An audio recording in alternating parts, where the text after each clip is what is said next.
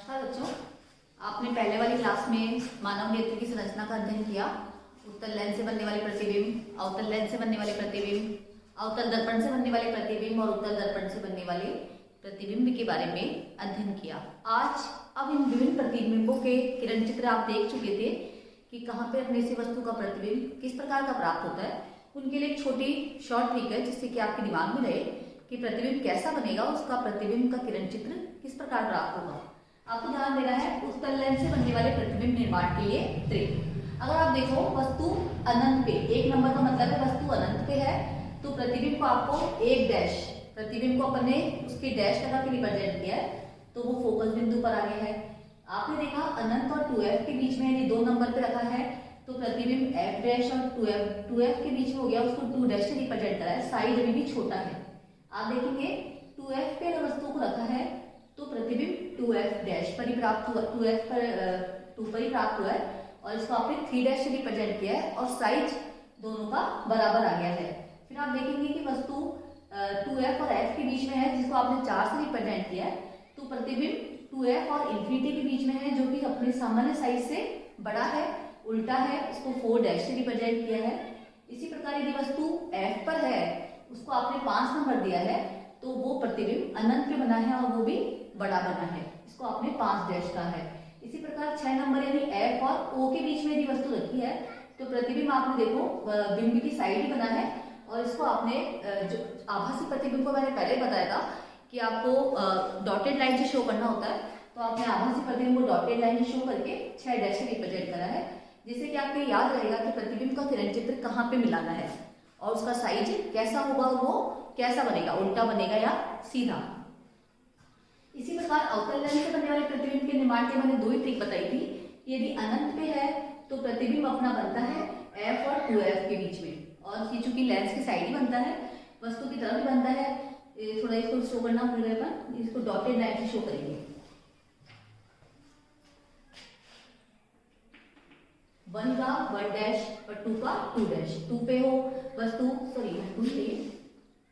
वस्तु है ये, तो 2f और इंफिनिटी के बीच में है तब तो 1 डैश बन गया है f पर, और यदि 2f और f1 के बीच में है तो वस्तु का प्रतिबिंब f और o के बीच में बन गया है 2 डैश। आभासी प्रतिबिंब, सीधा प्रतिबिंब हमेशा इसमें आभासी बनता है, सीधा बनता है और वस्तु से छोटा ही बनता है।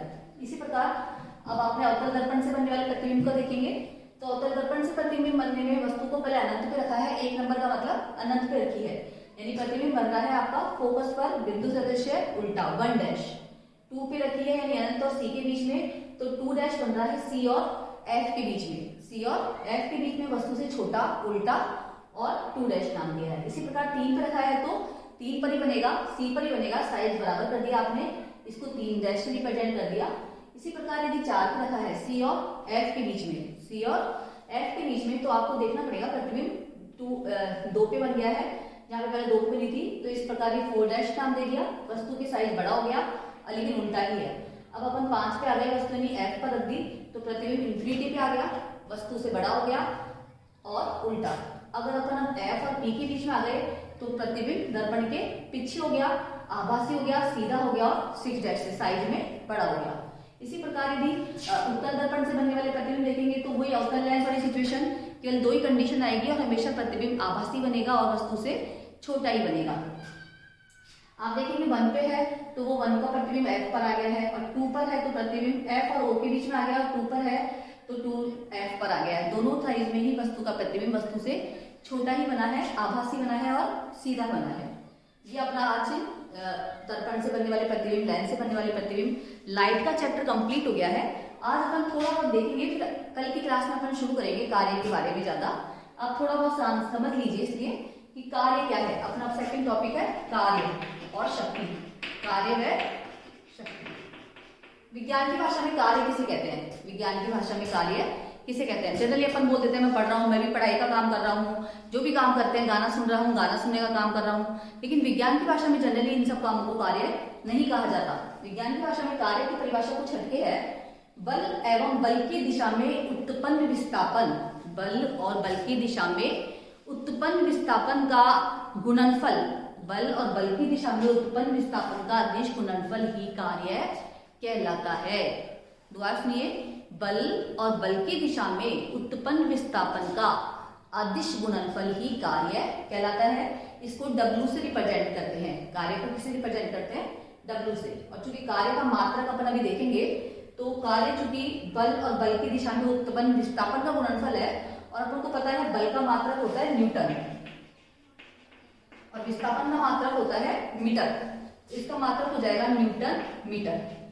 न्यूटन मीटर बल और बल की दिशा में उत्पन्न विस्थापन का अदिश गुणनफल कार्य कहलाता है। इसको W से रिप्रेजेंट करते हैं, बल को F से रिप्रेजेंट करते हैं फोर्स, और बल की दिशा में उत्पन्न विस्थापन को अपन S से रिप्रेजेंट करते हैं। मान लो उसमें S विस्थापन होता है, तो न्यूटन इंटू मीटर, इसका मात्रक हो जाएगा न्यूटन मीटर।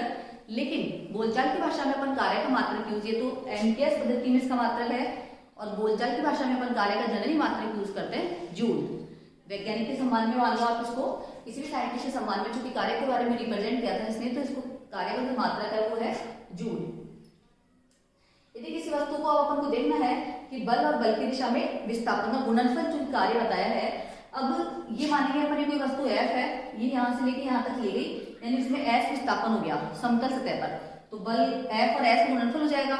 लेकिन यदि बल और विस्थापन के बीच में कुछ कोण बन रहा है, बल और बल की दिशा में कोई घटक है जिसमें बल जो है वो कुछ कोण पे लग रहा है, तो उन दोनों का चूंकि अपन ने आदिश गुणनफल बताया है, इसलिए बल की दिशा अगर मान लो समान हो या फिर विपरीत हो, तो बल की दिशा अगर समान है, अपनी बल और बल की दिशा समान है, तो थीटा का मान 0 होगा। मान लो थीटा का मान 0, थीटा का मान 0 यानी कॉस थीटा जो है, और आपको पता है कि cos 0 की वैल्यू 1 होती है, cos 30 की √3/2, इस प्रकार cos 5 जो अलग अलग आपको ध्यान है, तो cos 0 इसमें कुछ भी cos थीटा का मान 0 है, तो cos 0 की वैल्यू चूंकि 1 होती है, यानी बल और अदिश गुणनफल अधिकतम हो जाएगा। यानी बल और बल की दिशा समान है तो किए गए कार्य का मान अधिकतम होगा। यानी अगर मान लो वस्तु कोई ऊपर से नीचे गिर रही है, वस्तु कोई ऊपर से नीचे गिर रही है, तो उसमें कार्य का मान अधिकतम होगा। जैसे मान लो क्योंकि उसमें बल काम कर रहा है गुरुत्वीय बल, और वस्तु का विस्थापन भी नीचे ही हो रहा है। वस्तु का विस्थापन यानी h उसका विस्थापन हो, जो नीचे वस्तु गिर रही है h ऊंचाई से, मान लो कोई वस्तु h ऊंचाई से गिर रही है, तो विस्थापन का मान h आ जाएगा।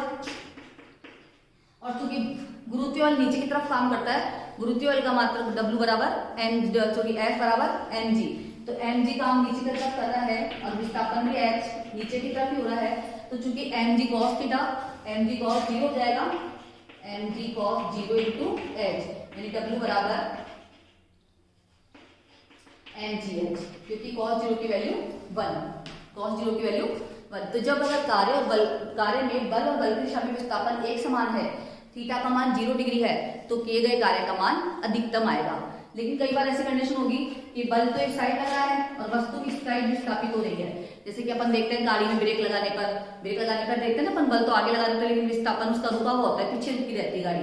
तो अगर cos चूंकि एक इधर आ गया एक इधर आ गया, तो कौन 180 हो जाएगा।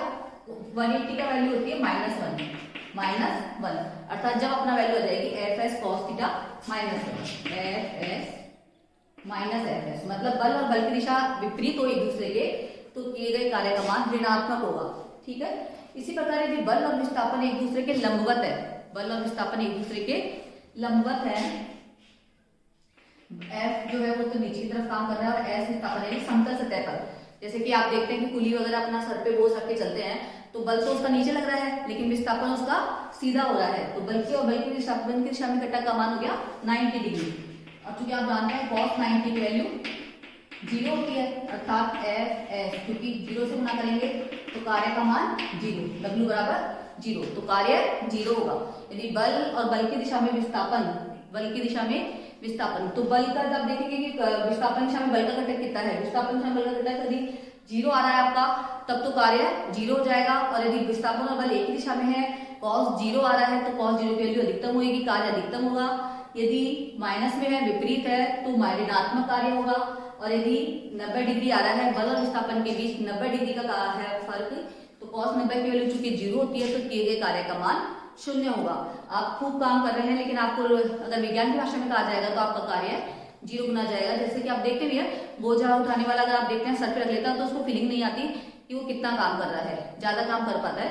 एक इसके अलावा इसमें देखेंगे अपन कार्य का मात्रक जूल, और चूंकि ये एमकेएस पद्धति बताया मैंने न्यूटन इंटू मीटर, अगर अपन इस जगह सेंटीमीटर में मीटर की जगह अपन लिख लें सेंटीमीटर। और चूंकि बल का जो मात्रक होता है सीजीएस पद्धति में, सीजीएस का मतलब होता है कि अपन centimetre gram second, centimetre gram second, तो दूरी तो सेंटीमीटर में लेते हैं और बाहर ग्राम में, समय सेकंड में लिया जाता है। तब बल का मात्रक आता है डाइन, बल का मात्रक डाइन इंटू सेंटीमीटर, और इसको बोलते हैं अर्ग। जब कार्य का मात्रक बन जाता है अर्ग, डाइन सेंटीमीटर या फिर अर्ग। 1 जूल बराबर 10⁻7 अर्ग होते हैं। 1 जूल बराबर, या आपको कल क्लास में बताएंगे, पूरा ध्यान रखना। 1 जूल बराबर 10⁻7 अर्ग। इसके अलावा कार्य करने की क्षमता को ऊर्जा कहते हैं, ये सब आपको पता है। ऊर्जा का मात्रक भी जूल ही होता है। कार्य के बारे में कल और थोड़ी विस्तार से अध्ययन करेंगे और उसके बाद अपन पढ़ेंगे शक्ति। नमस्कार।